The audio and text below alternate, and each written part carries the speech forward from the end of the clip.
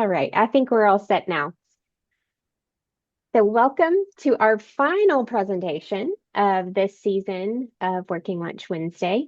A few housekeeping items. Your microphones have been muted to eliminate background noise. If you do have questions throughout the presentation, you can use the raise hand feature. We can call on you or feel free to type those into the chat and we can address those as we go.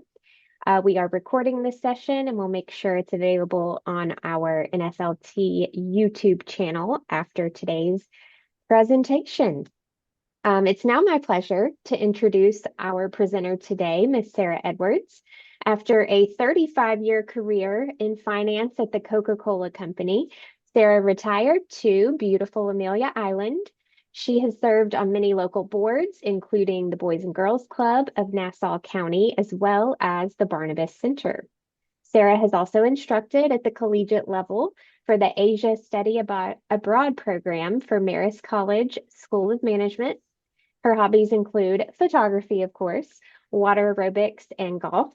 And today she is here to showcase some of her breathtaking photography, including the Milky Way photography, which is so unique, so special. I'm so excited to see it, Sarah.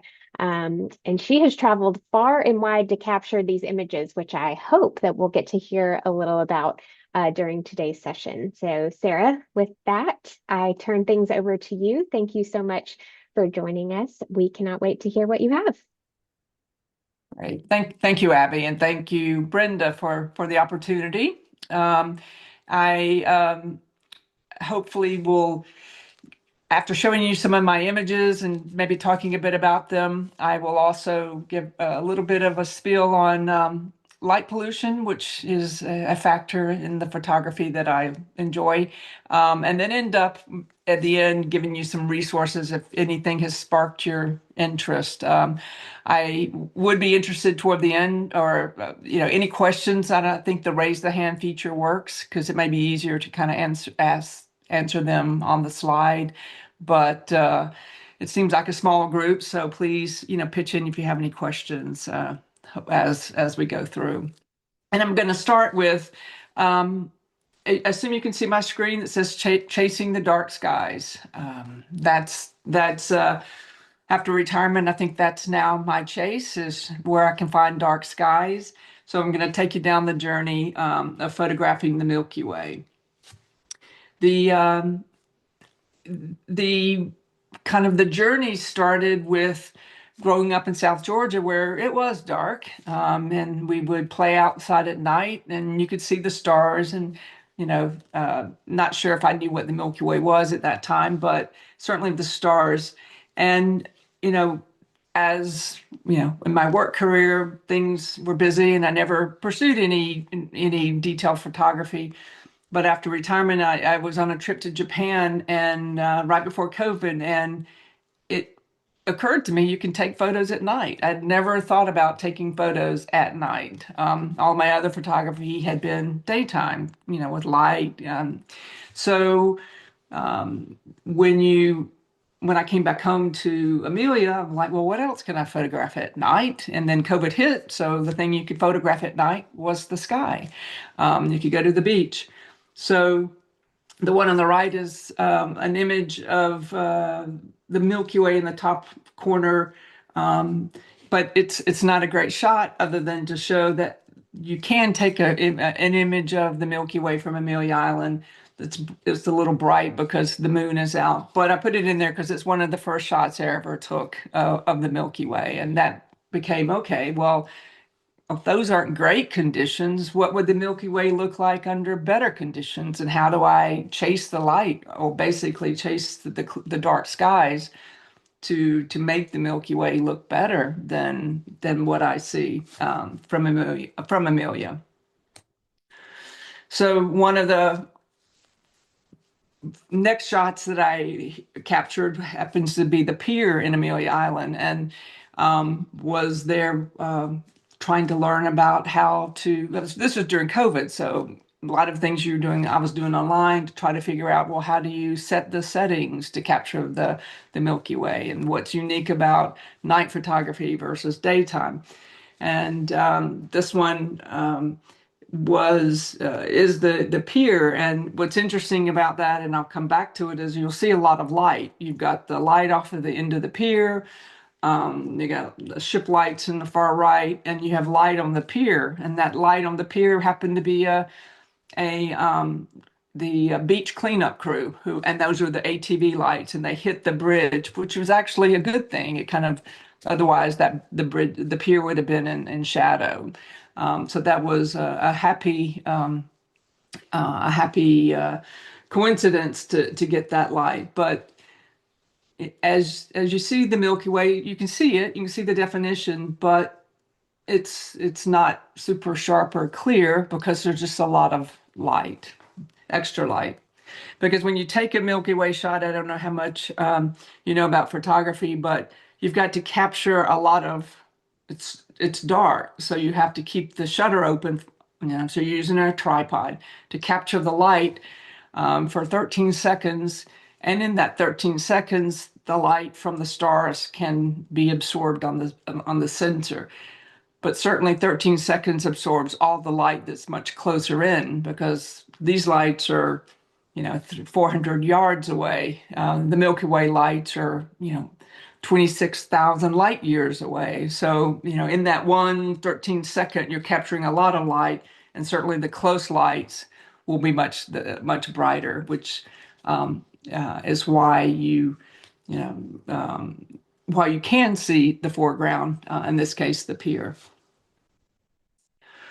One of the next places I went, I thought, okay, well, if what if I go up to Jekyll Island and see how the light is from there? And this is better, but the light coming across the marsh grass is from the bathroom at the parking lot. So a lot of ambient light. It helps. It gives some definition, so it's not all bad, but still the sky is very light, because off to the right, the yellow you see just above the trees is the light pollution from Fernandina and Jekyll Island and Jacksonville. So this is looking to the south or southeast.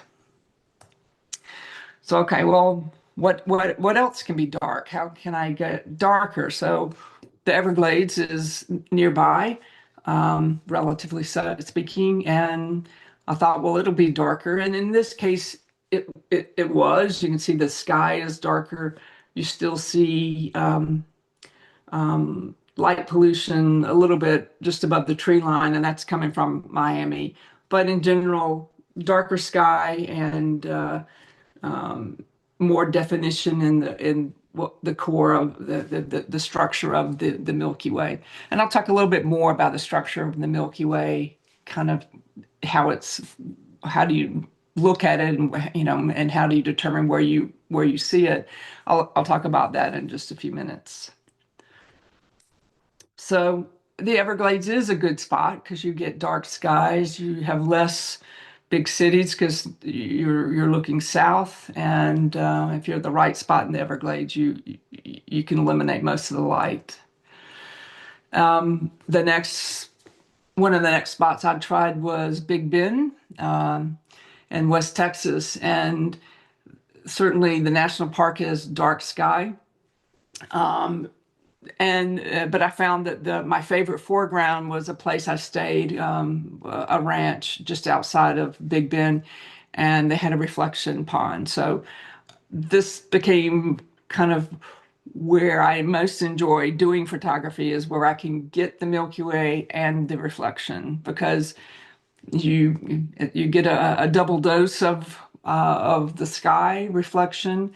And in this case, there's truly a meteor. This was a one shot. This was not a composite. This was in the, one meteor coming through, and you can see in the reflection how the meteor was also shows up in the reflection. And just up from this part of West Texas is the McDonnell Observatory, which is run by the University of Texas. And observatories are a great place to go for dark sky because of all the telescopes you can see in the background, several telescopes on the hill. behind the building, and they typically are um, have better. They can keep some of the dark, better protection of the light pollution, except even though El Paso is about 200 miles away, that's what's glowing on the left-hand side, and on the right is I think Odessa or Midland. So, but still, it gives a nice view of the nice sky. And this was my first attempt or successful attempt to shoot what's called a pano. So that is shooting the Milky Way shape, which is an oval. So our this view is one end of the oval, and to shoot it in your camera, you're taking 8 or 9 shots from a tripod. You rotate. You have overlap and rotate, and then there's software that stitches them together and seamlessly aligns the overlap so that it gives you the this pano perspective. And that's as a Milky Way photographer, that's kind of the first step in upping your game and in terms of Milky Way. If you can find the right place and capture a pano, because you can see then what the structure is of the Milky Way. It's an oval. We're just looking at one end of it. On the far right of that, just above the building, where it's the brightest, is called the galactic core. That's and I've got another chart here in a minute just to show you what that looks like in totality. But the core is the brightest. So most people, when they want to shoot the Milky Way, will look for where the core is visible, because the core is where all the color and the light will be. The rest of the Milky Way is very beautiful. They're nebula.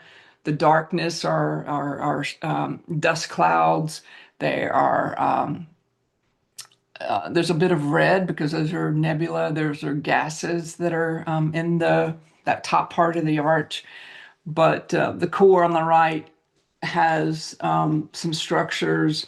One of them is called the horse. I don't know, and if you can see that, it's the tail. I don't know if you can see my finger, but anyway, it's just right above the brightest spot. It looks like a horse with his head high and laid back. It's like 2 arms. Anyway, that's called the horse, and you can usually spot that when people are shooting the core, and in terms of knowing that that's for sure the Milky Way. Thank you, Abby. Is that right? I took a That guess. is right. That's the horse. That's the Okay, horse. great. Okay. But those are dust clouds in deep space. Um, then I thought, okay, well, let's see how the ventured out west to this was Mount Rainier, and shooting over the mountain. I forgot where we were shooting from, what part of the park. But we're there for the Perseids, and so that was a lucky. I shot a lot of images, one right after the other, and luckily one of my images captured the meteor, or more or less a huge meteor that was coming through the sky. But this is a great reflection of the Milky Way core on the right, the meteor, and the little dots that you see on the top of the mountain edge are the hikers. Those are actual hikers that hike up at start in midnight to make it to the top and back. But that's an interesting little story of what that image actually is capturing. But as I've mentioned a couple of times, the light pollution, or the light coming from towns, is always a challenge. And it doesn't mean you don't shoot the image. It just doesn't, it's not it doesn't fully, you're not able to fully capture what you could if the pollution wasn't there. So on the left is Jekyll Island. This is on the beach side, where they have the driftwood. and there was lower tide. But if there had been, water, you can see a little bit of stars and reflection around the base of the tree. But all that you're facing south, all that light is Fernandina and Jacksonville, and that just washes out the lower part of the Milky Way in the sky. Contrasted to a shot I took on the right in Tofina, Canada, which is on the west coast, looking out, and there's nothing, no cities in the distance, and so the Milky Way is low to the ground. You get the nice reflection yeah, the beach as the tide had receded. That's bioluminescence in the water. And you can see a little bit of color because there was still some sunset light or kind of coming across the edge of the sky. But that's just to show the difference of when you can see less light pollution and what that enables you to see on the horizon of images. Sarah, quick question. Yeah. When you are taking these images, All right. are you able to see what you're capturing in real time, or is it when you get back home and you're, looking at the images afterwards that you can really see specifically with the light pollution, with the one on the left? Do you see that in real time, or is that Mhm. you Well, see that later? well, that's the advantage of modern cameras that when you take the image, you can review the output in your camera. So you can say you take an image, you can look at it, and you can see how much where you may need to make an adjustment because it's never do I get the right image first the right time because you're trying to compose in the dark, so you can't necessarily see what how you've composed things. So you take an image and say, oh well, that's not centered. I can adjust, turn the camera to get a better foreground. So yes, and that's you can review the image you took, and you can see the what it actually captured in all aspects of the light. So you can see that before you leave, and make an adjustment to see if you can improve things. That that answer your question, Abby? It does, yes. Thank you. All right. Um, but that's the advantage of modern cameras, I think, where the sensors are able to capture all the light, and then in each camera actually, whether it's Sony or Canon or Nikon or Olympus, Fuji, they all capture light slightly different. So you get used to what your camera can produce. I shoot with a Canon, and so all these images are shot with a Canon R6 is the model. Um, Wow. Back to then, I made a trip to the Badlands in South Dakota, and which was dark, which is really nice. Except we had smoke to contend with because the Canadian fires, it was super smoky. So you can see just above the horizon on the left the smoke, and it actually gave the sky a kind of a green tint with the smoke.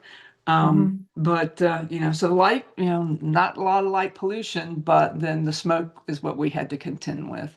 But really enjoyed the terrain there. Looked like the moon, at least the direction where we were in the park. And on the right is an interesting place outside the park called the 1880 Village. It's like a model it's not a ghost town, but it's like a model village of what life was back in the 1880s. And it's great for photography because you can then, get the Milky Way aligned with other features. Because then when you shoot Milky Way, it's called astrophotography or astro landscape photography. You've got a foreground, you've got something that you're usually framing or giving using that is what the Milky Way arches over, reflects in some other feature. And in this case, in this village, we were able we actually had to put a little bit of light on the building so that you could see it, because otherwise it was dark. So you use low level light that's called light painting, that you just leave on while when your shutters open. It will capture the light bouncing off of the buildings. So thought, well, at this point, maybe kind of take a little bit of a different direction and just talk a little bit about the Milky Way itself.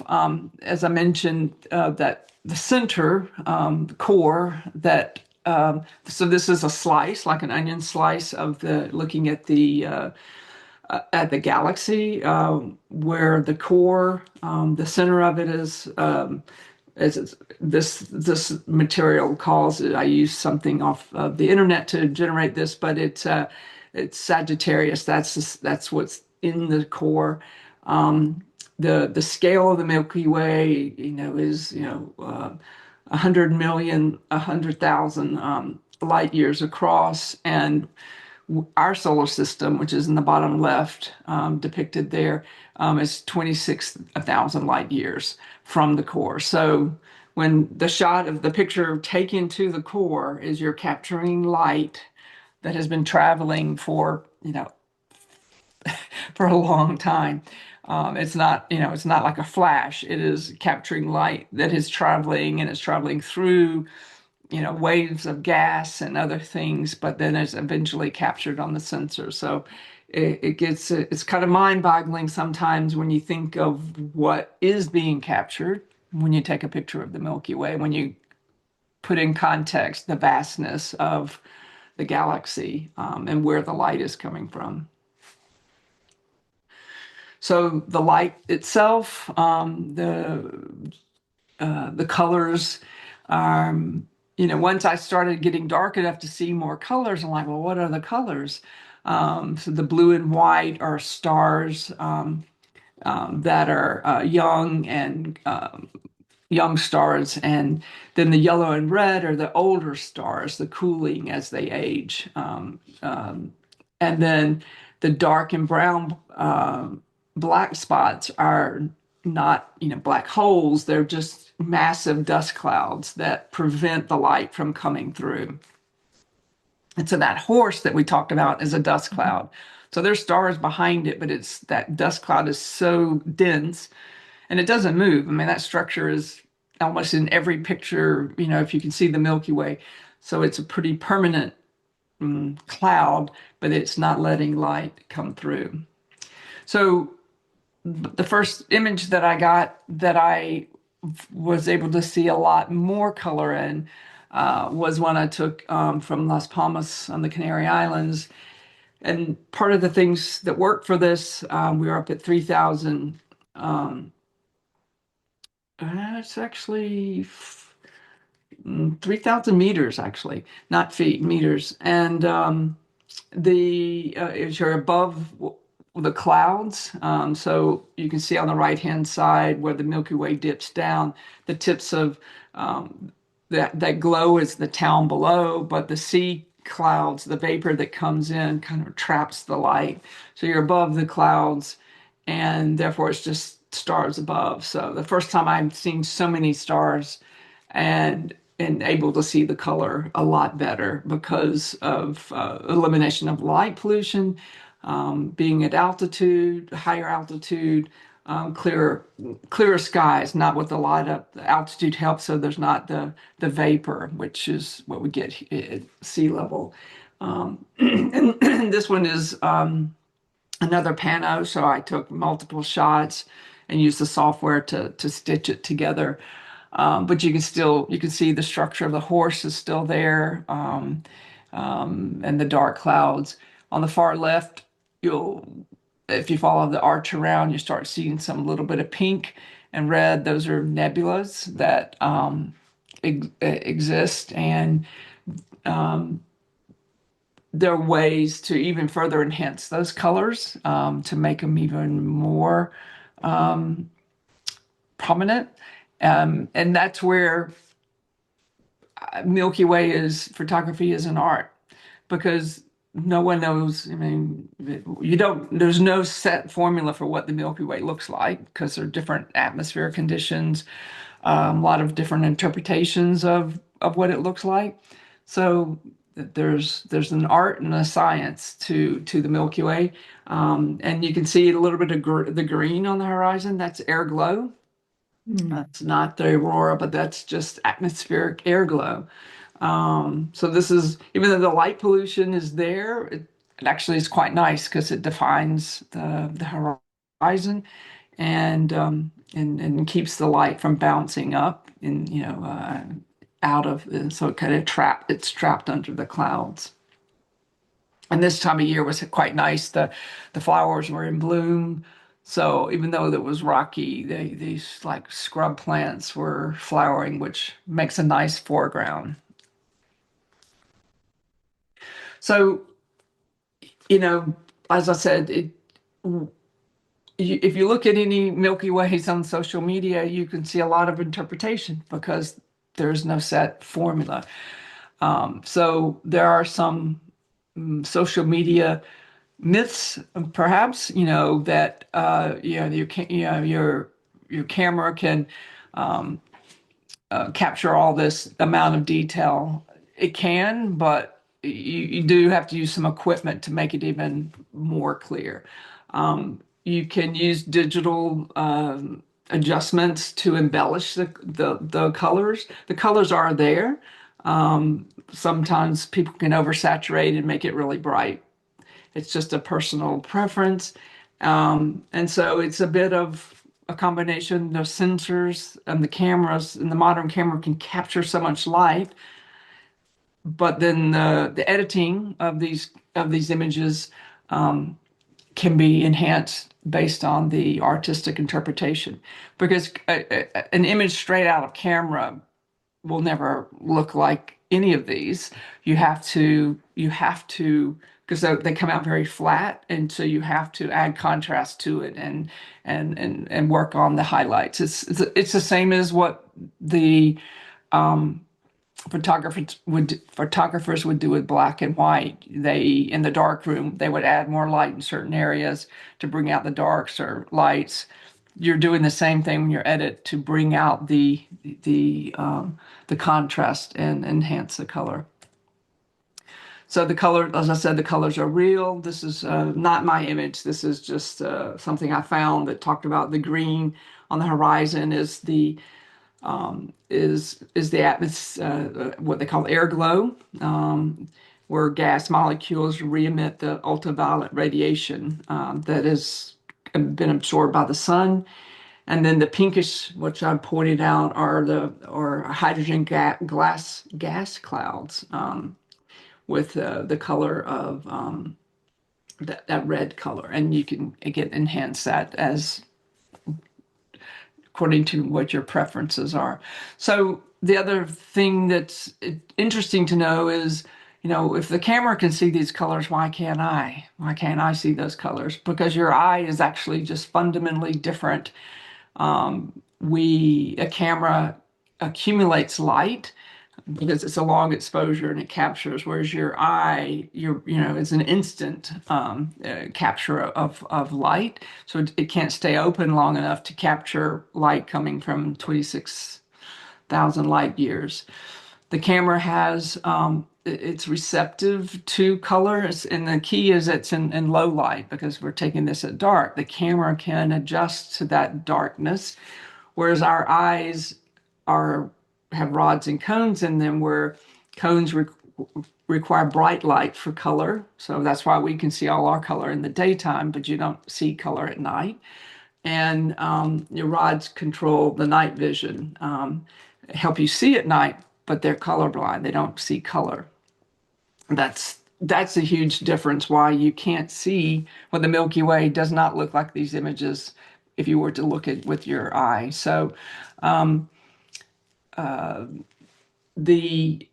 what you do see if you get in really dark conditions is a monochromatic. If you take the color, but you can still see the structure. You can see the brighter stars. You can see the clouds. You can see them, like the horse. You can see some of the structure. The only place I've really seen that very clear is in La Palma, where it was probably the darkest place I've been, and was able to um, experience that. But in all of the shots, you can see the structure in black and white with your eye, but the color is what the camera can capture. So, what is, as a stargazer, what am I searching for? Always looking for darkness, and the right location, and the right conditions where you can be outside of other random lights. And then timing is a thing. The Milky Way is only visible from about February to October in the sky, because otherwise the sun is blocking us, so we can't see that core as we rotate around the galaxy. And the best time to shoot the Milky Way was when there's no moon, because the moon is a killer, because that's just like a light pollution. It's a light that competes with the Milky Way that you're trying to capture. And so, there are about 6 months, and within a month, about one good week a month, that where you can truly get your best Milky Way image if you're taking a photograph. I mean, it's visible during the months, those 6 months, but the ability to see it more clearly or capture it is best about 1 week a month. So the condition of true darkness, you may be interested to, and you may already know, but this is a map of the U.S. where, the reality is that 80% of the Americans cannot see the Milky Way because of all the light pollution. You can't just turn off the lights and go outside. You've got to go way away from the cities. And, there are only this is a third-party publication, but I would agree there are only a few in the U.S. remote locations like Eastern Oregon, Central Idaho, Nevada, and Southern Utah. I've not been to shoot in the first three, but I was in Southern Utah 3 days ago, and I'll show you one shot that I did. It wasn't completely dark skies, but it was quite good. But you can see the projections in the west, where it clearly has much darker skies. Your eye, this is I won't go into this, but if you have to be outside for about 20-30 minutes for your eyes to fully adjust to the sensitivity. So if you're trying to see the Milky Way and you're in a dark place, you need to be away from lights, your phone, that for 20 or 30 minutes, so your eyes can reach their best sensitivity to pick up the light. I've showed this in the other, but we are looking way into that core. So there are a lot of gas and dust that we look towards or try to capture in the Milky Way. And this is I've got a couple slides, and then I'll be off of my light pollution. But basically, the sky above us, it goes from the left where you can see the stars to the right. It's reflecting where light pollution is clouding out the stars, and you see just one or two dots. That light is coming from the fact that our street lights and they just blast light in all directions versus I think focused now in a lot of places to shield and target the light down, so it doesn't spill upwards into the sky. In fact, Flagstaff mandated this shield lighting, and now they have much improved visibility from their. I've not been to Flagstaff, but it says it's visible from their downtown. And so I think the point is light pollution can be addressed, but it takes a concerted effort by a city or place to take that on. And it's bigger than just shooting the Milky Way. This light, we living on the coast, you're aware of how we are, the protection of the sea turtles by turning lights off or using the red lights if you're on the coast. But and this, I didn't do this research, but it was provided through the Dark Sky organization. But insects are impacted by the sky, the lights impacting their navigation and mating. Birds are impacted. Flora and fauna, trees that have artificial light get confused about the seasons, and so these random lights are a bigger issue than just the photographs that I want to take. And I was pretty interested in this from the Dark Sky organization, that 30% of all the outdoor lighting is completely wasted because it's going upward versus really, being pushed down. So, you're spending money to illuminate, as they say, the bellies of the birds and the bottom of the clouds. It does nothing to push it up. And, it's just a waste of resources. Now, Top said that about Flagstaff. So what's the impact is there's a scale of measuring the light pollution in your town. And it's called the Bortle, Bortle, named for a person that created this. And this is a screenshot of a screenshot. So it's hopefully it's not a little bit blurry, but it's trying to show you that starting on the far right, upper right corner, 1 through 9, that's the scale. The one, you can see the sky, and you move over to 7, 8, 9, you can see a couple of dots. Well, that's what Jacksonville is, like 7, 8. That's Jacksonville. Versus where I just came from, Monument Valley in Utah, they're Bortle 2. So there's a big difference. And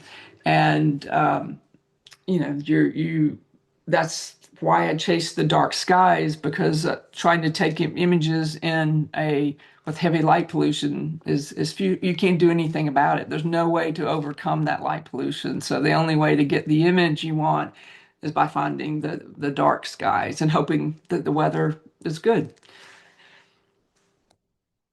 So the Dark Sky International organization is working to try to reverse this over lighting of this of our Earth, and takes on ways to protect lands and certify dark skies, so that there is the protection to preserve the sky, as well as the land and animals and insects that are in that space. So I'll close with just a few of my more recent images. I was in New Zealand, which is a dark sky. I'm not sure how well the colors are coming through, but this was a pano over in Hokitika up on the west coast of the South Island. And again, the pano, capturing some of the top, some of the nebula. And in this case, because it's on the southern hemisphere, the horse is in a different position. It's reversed. So it's on the left side, because of the perspective of shooting this from the southern hemisphere. And the round dots in the center there are the Magellanic Clouds, which are cloud galaxy. I don't think they're galaxies, but they're clouds that are very unique to the southern hemisphere. And very little light pollution on the far right. This was like a Bortle 2. I think it's some town, but not a lot of light pollution, which makes for a nice. And this was at sea level, so it wasn't up high, but it was clear enough so that the stars were very, very visible. And this I took just 2 or 3 days ago from Monument Valley and the Navajo Park. And stars very visible with the Milky Way. You can see the horse on the right, some of the nebula, the pink. There is light pollution coming from, not quite, I mean, the only thing north that way is Moab, but it's probably some other little towns along the way. But it's not bad. It gives you a bit of definition, and the clouds that were on the horizon were fine as well. But that's probably that's southern Utah. Some of the darker skies you will find in the U.S. The green is some air glow under on the underside of the. So there's a lot of color and a lot of different things and conditions that can impact the image. You can choose the foreground, like we shot through on the far left, the one that's Totem Pole, and some of the other monuments are off to the right, less defined, but the way where we were standing, you could see the Totem Pole. And so you can choose the foreground to understand how the arch is going to look over it. You can choose that, but you never know what you're going to get in terms of the conditions with the light. And then Wow. I went to what I thought would be absolutely no light. It was in Bruny Island, Tasmania. Next stop looking south was Antarctica. But the Earth had decided we'd have 5 hours of an amazing aurora. It was absolutely fabulous. So instead of Wow. seeing you know, you can see the stars on the left, but had to put that in because sometimes the light that the Earth provides can be quite beautiful, and it was pretty amazing. Um, Wow. we were there for 5 hours, and after a couple hours, because the Milky Way, you have to wait till it's dark enough, and then it actually rises because the Earth is rotating as you rotate in to see the Milky Way. Um, uh, in this shot, the aurora had died Mm. down. It wasn't as bright, but you can see the Milky Way had risen. So it's not the core. It's just one of it's the edge of the core was still below the horizon. It had not risen, but it's still pretty cool to see the Milky Way and the aurora, and some bioluminescence in the sea as well, in the ocean as well. Um, So those are my astro images, and because I can't always travel, I decided to get a little sea star, one of these new little telescopes, and these are taken just from where I live, and they're not great because I haven't learned how to edit them, and you have to take long term. But it's amazing what you can do with the little sea star dwarf. There are a lot of these new mini telescopes, cost $400 or $500, and you can shoot them from even though the Bortle is high here, you're shooting deep space, and so you can capture you're shooting past that, which is I still don't understand how it works, but it's a fun little toy if you're looking for something to do locally and enjoy being outside and seeing what's out there.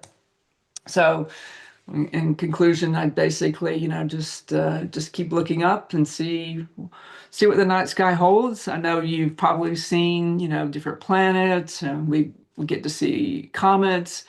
It is the night sky is beautiful, and I encourage you, if you're interested in learning more about light pollution, or the International Dark Sky Association has a lot of materials that are available, for use on their website. And if you are interested in any other, this was a resource page, so the link to the dark sky, link to the light pollution map, you could actually go and see what Jacksonville looks like, or anywhere in the world. It's a free app. You can get it on your phone, or you can log in, and um, it's pretty fascinating. If you're interested in just seeing the sky, the Northeast Florida Astronomy Association, NEFAS, has monthly meetings. They're very educational. They come out with their telescopes every few months, They do it at Fort Clinch. I know they do it down in Jacksonville. I can't think of the name of the park they do there. So you don't have to own any equipment if you just want to go see the night sky. They're available. And if you're interested in shooting, trying to shoot the Milky Way, I could offer. There are many people out there, but Christine Rose has a free. She basically teaches you for free how to shoot your first Milky Way with whatever equipment you have. Um, it's You just need a tripod and a camera, and it's like a 4 or 5 week course online. You don't have to attend live, you can watch the tape, but it's a way to learn more about how to capture images of the Milky Way without buying a lot of equipment. She'll teach you the process, and if you like it, then you can go from there. Or if you have the equipment and you're more interested in a deeper training, Capture the Atlas does online training and they do tours. So I was in Monument Valley with them. I do a combination. I do tours in places that I don't know or don't want to go by myself, which is I don't go shoot by myself at night unless it's really close to the road or I'm close to someone. I'm not gonna. I'm personally not gonna go hiking off by myself. But if I can shoot on the beach, which I have done that by myself because people are close enough by. And and that's my email if you have any questions, and my links for my website and my Instagram. And that's not a great picture. It was with my iPhone, but there we are standing under the Milky Way, uh, ca capturing the night sky.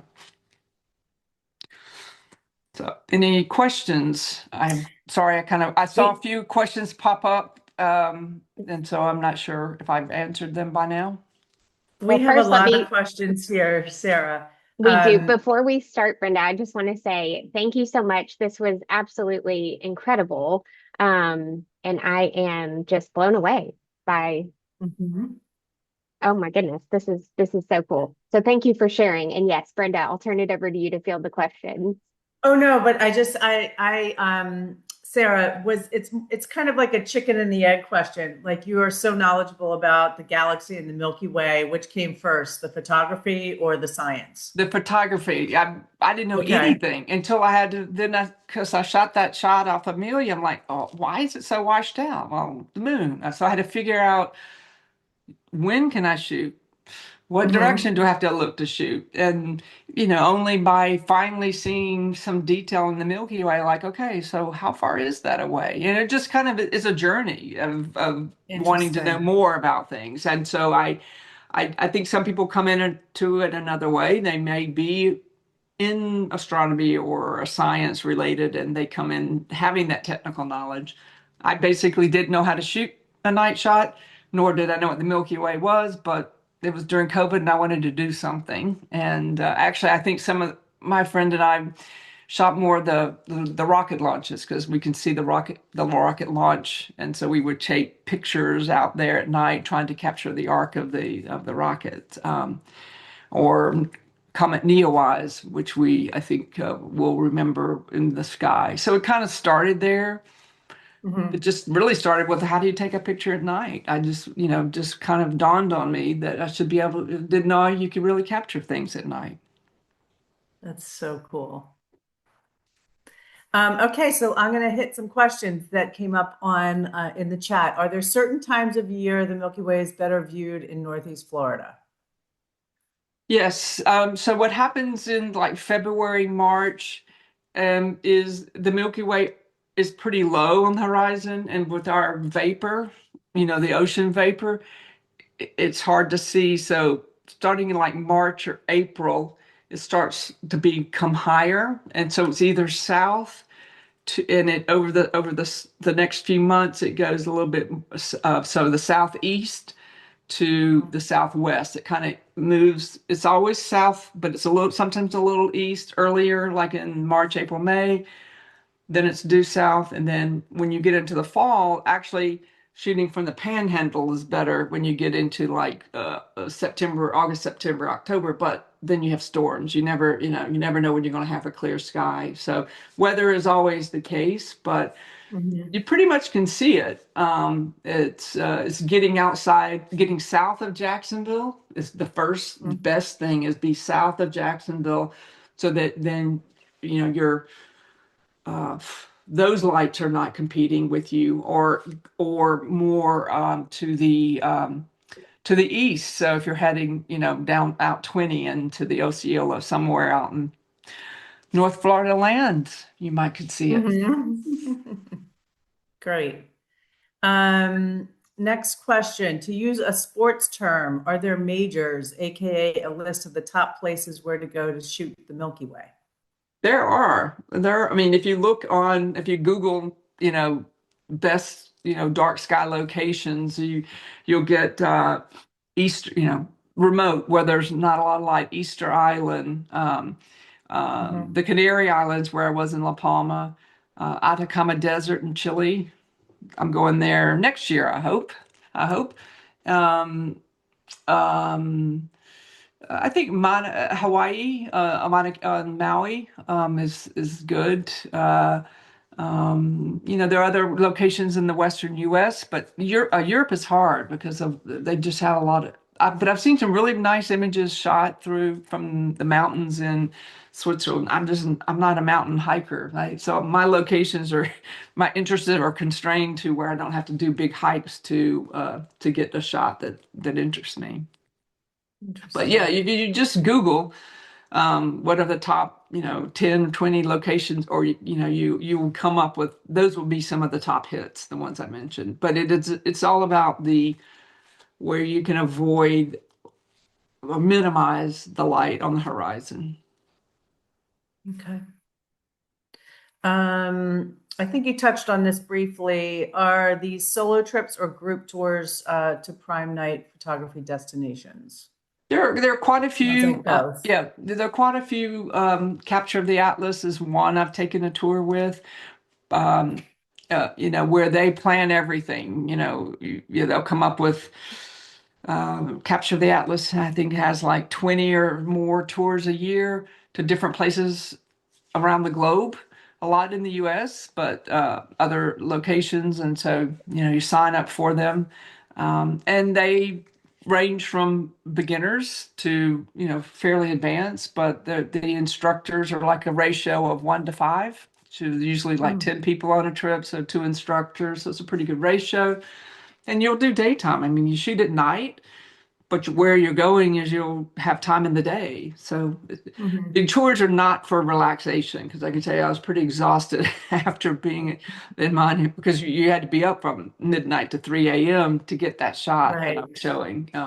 And that's what you give up, but it's only like 6 months a year and 1 week inside those 6 months. So it's, you know, you give up sleep for a period of time, but I have to say that I can look at pictures I've taken of daytime in different places, and they're nice.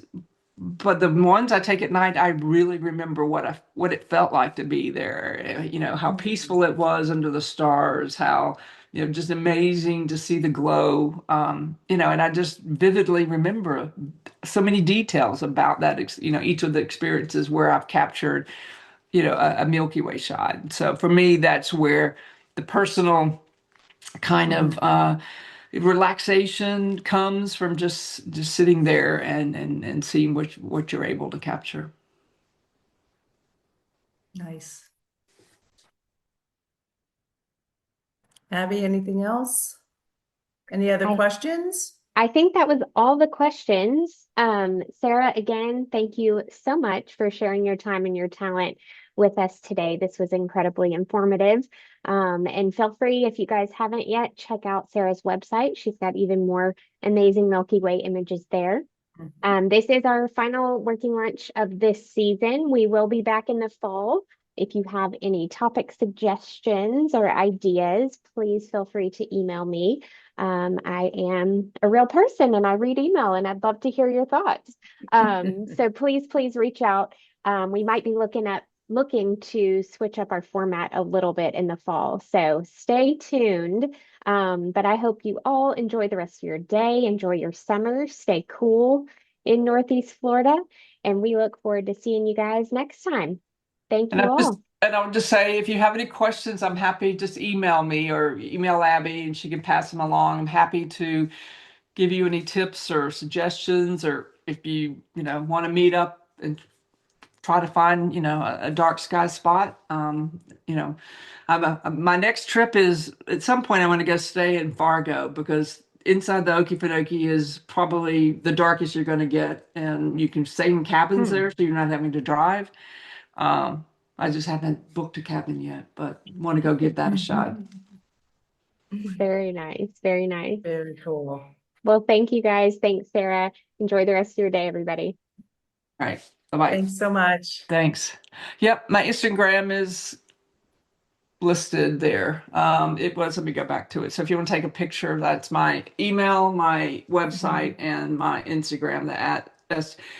I just created that Instagram. I had a private one. I had bunches of stuff mixed together. So I'm trying to put my images into a separate photo Instagram. So it's a little thin right now, but most of my pictures are on the website, and I will become better at posting on Instagram. But that at SJE Photos 360 is my Instagram account. Wonderful. All right. Thanks, Sarah. Thanks, you guys. All right. Thank you. Thanks, everyone. Bye.